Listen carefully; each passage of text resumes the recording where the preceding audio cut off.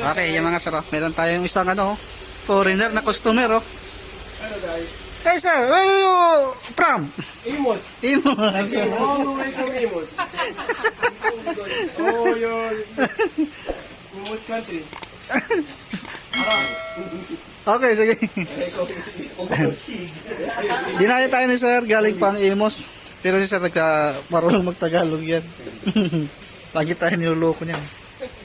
I don't understand Tagalog. Sige.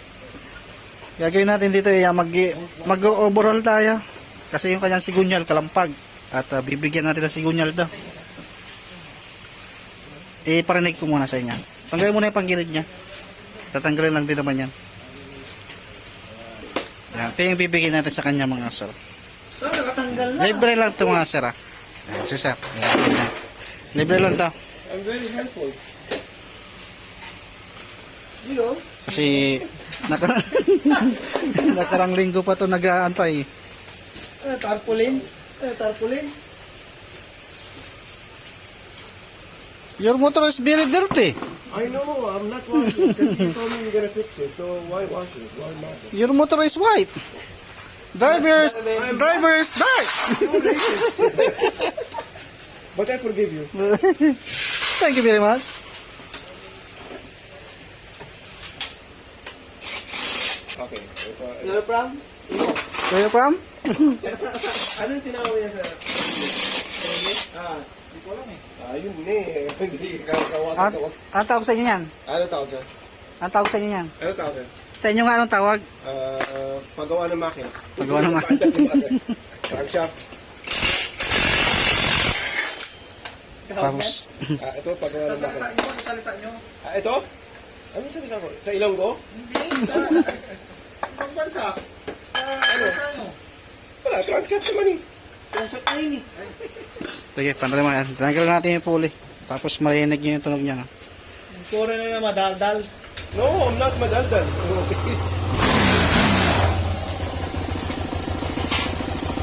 Yan, rinig yung dug, mga ganun. Parang kalabaw. Na dug. Tapos atake mo. Dug. It's moving sideways. So very dangerous. Oh, I know. I can't ride it for very long. It makes a very bad noise. Yung maganda sa ano, Sige, pag-iwalay na natin ito mga sir. tangina mo. Wala. Ano yung iba? Yawa. Yan. Kaya yan ang problema niya ito. Yung bearing na yan, maluwag saan niya. Dito sa pinakaloob. So, May pakita ko sa inyo yan. Yan, libre ito mga sir. Smooth na smooth yan. Walang problema yan. Wawaranti ko pa yan. Pati yung driver, wawaranti ko rin. Si Marquis na nangitim. Meron ako St. Peter eh. Lupit ka talaga. Hindi na St. Peter, St. Michael eh. Sige, pag-iwalay mga nito. Okay, pag-ihiwalay na natin yung kanyang chassis mga sir. Pati yung block dyan mga sir, papalitan natin. May pakita ko sa inyo kasi pinakuha ko pa yung pisa niya. Kasi malakas na rin magbawas. Kapag sigunyal kasi matik yan. Kailangan natin palitan ng block. At malayo pa pinanggalingan dito. Pero regular customer na namin ito. Pag hard yung papagawa niya, dito nagpapagawa. Pero pag na minor, siya ang gumagawa ng motor niya. Saan? Lakers ka, di ba? Oo. Kahit talo naman, happy tayo. Lakers tayo, dito ka eh. Pag wala ka, Yawa.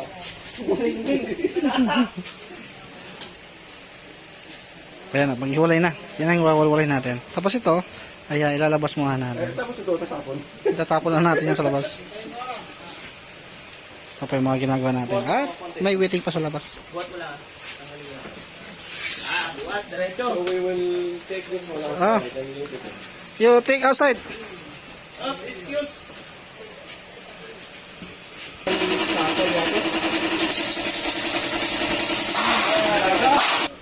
Yan. Sa mga magtatanong kung ilang kilometer nito mga sir, 100 plus na yung kilometer nito. 117.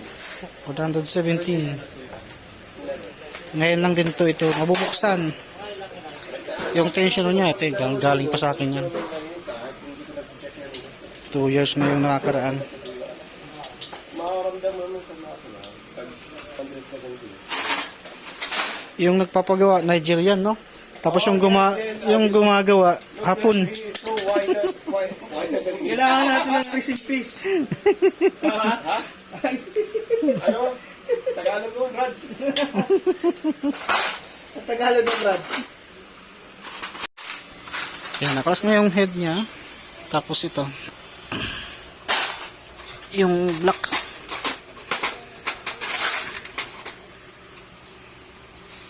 Mapapansin nyo dyan, wala naman siyang gas-gas. Kapag kaganyan, walang gas-gas. Pero malakas pa rin magbawas. Hindi ibig sabihin, ay hindi nasira ito. Ang minsan, parang nauublong siya. Kaya kahit walang gas-gas, malakas pa rin magbawas. Ginagawa ko dyan, ginaganyan ko. Yan, mararamdaman nyo dito na parang may kumanal. Ito kasi nasa baba, yan po yung standard niya. Pero pag dito sa ilalim, yan yung pinagka up and down ng piston ring. Yung piston ring naman, mas malaki na yung buka. Doon na dumadaan yung langis. Parang narulusaw na lang kaya hindi siya umuusok. Kaya obligado, palitan nyo na lang ito. Kaya ito, sinama ko yan sa papatan ko to. At siningil ko lang kay Sir 8.5 kasama yung sigunyal, kasama yung black seat. Yung sigunyal libre naman yun. Labor kasama din yan. Papaso nyo. Sobrang itim. Almost a color. Just say it. Just say it. Kaya, I'm waiting for him. So, umitim. Hindi na matisabi. Sobrang black. Hindi na naman. It's okay. It's okay. It's okay. I forgive me. No offense. No offense. You forgive me. I forgive you naman. The same to my kids. Even though you change your oil, there's something wrong Tapos, sa aging naman ng motor.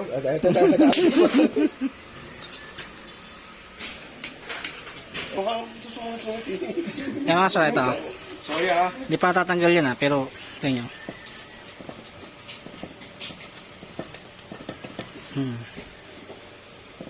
Sobrang luwag oh. Ito pares ang kulay ah. Kaso ako original, ito hindi. Ayan, natatanggal ano? Natatanggal yung itim yan. Ako, ka-adjust ang rock Minsan ko. original.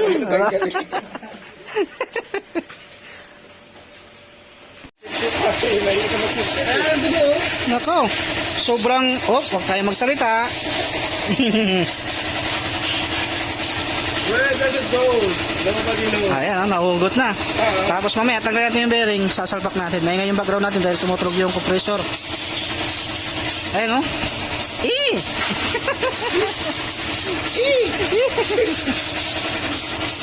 Class na ito mga sira, lilinisan na lang natin. Tapos ko sa sigunyal niya, kukunin lang natin doon yung konya. Tapos wala na yan. Kasi sobrang itim. Sabagay, wala yung may-ari dito, hindi niya marinig. Ay, narinig. At kikis-kisin natin yan. Yung black seat, mamaya pakita ko sa inyo. Dahil paparating pa lang yon. Valve seal, yan, kasama yan sa papalitan natin. Lahat ng gagamitin natin mga sir, original. Kahit nga yung binigay kong sigunyal, original po yun mga sir. Wawarantihan ko pa yun. Okay, linis-linis muna tayo. Ayan, malinis na mga sir ha. Maputi na yung makina. Ito. Ayan. Okay. Maputi na. Susunod na ginagawa na yan ha. Na ito ay yun.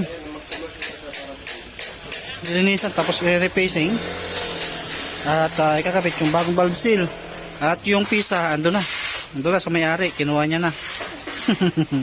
Ayan. Lahat ng ginamit natin mga sa original. Pagka kabit natin, video ko mamaya. Aba matindi. Ito lang mga sala, bali ilulubog na natin yung binigay kong sigunyal. Yung sigunyal niya, ayun. Tapos ito yung binigay ko sa kanya. Ayan. Sariwa-sariwa yung mga sala.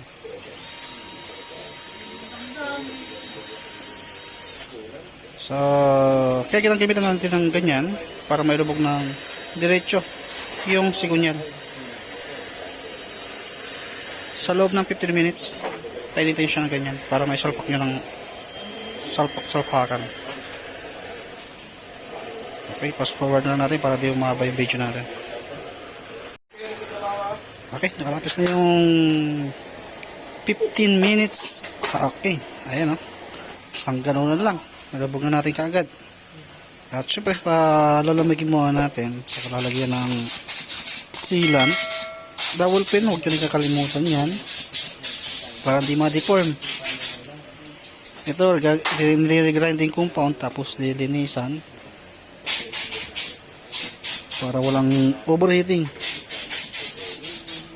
Okay, palamigin mo natin yan. Ito mga sila, lagyan na natin yung crankcase.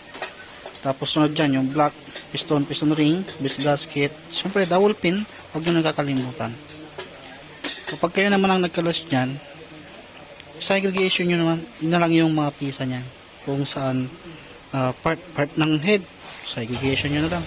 Part ng magneto, pulley, segregation nyo.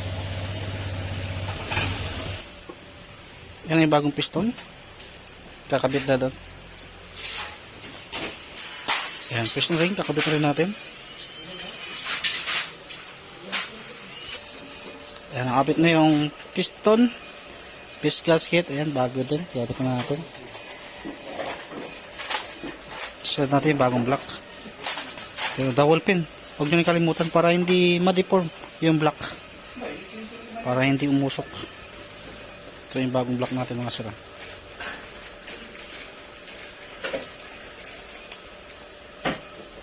$8.5 yung nagastos nito kasama yung mga yan hanggang labor. Libre na yung sigunyal.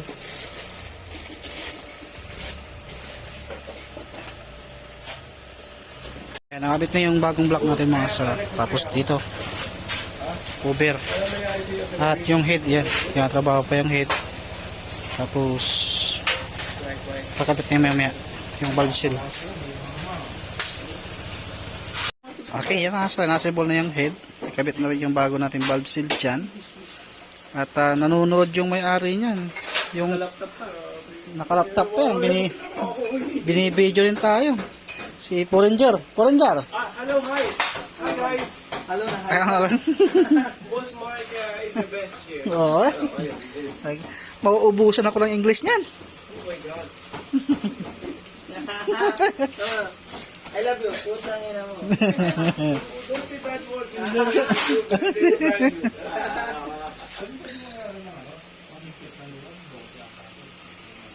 Tapos susukatan natin ang valve clearance pa rin yan mga sir. Intake 0.010. Ganoon din sa exhaust naman ay 0.04 0.024 sa exhaust.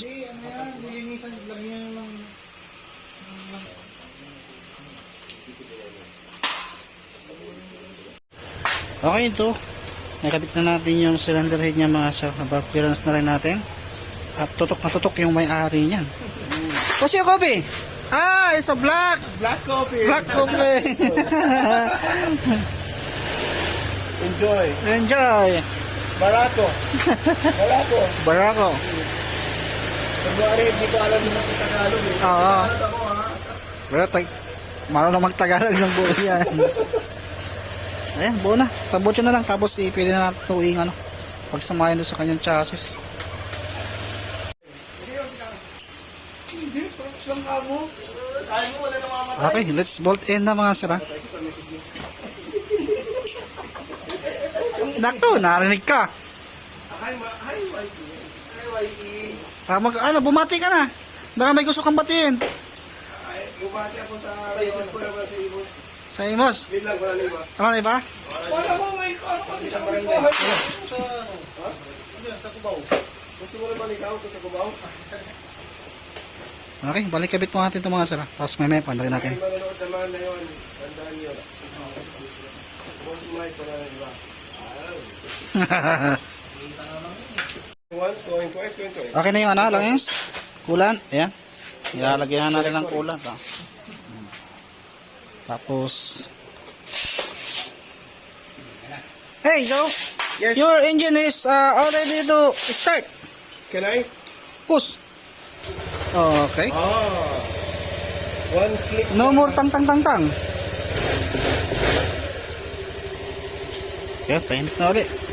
At syempre, may warranty ito mga sir. Pag galing sa amin yung motor, kung sakaling hindi nyo kami makontak, sadyain nyo na lang kami.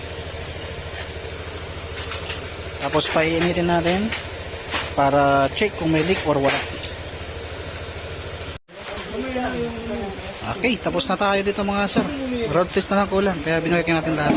Pati dinayagos din natin to. At tuwan-tuwa na yung 4Ranger. 4Ranger ano? Uy, 4Ranger! Yeah, hi! Hi, I'm done. Everything is okay. Oh, Salamat. salamat. Don't say that one. They will ban us on YouTube. Thank you so much. No problem. Why? We will look for like 500 muna. reset. Oh, para alam ko ng 500. Ay, kapag palit naman, change oil lagi. Araw-araw, change oil. Pagkas na 500, wala na warranty. Matic. Nagpalit na ng lanis. Takbo naman, 170, no? 148. Okay, road test mo na. At goods na yan. Teka lang. Goods na yan. Teka lang.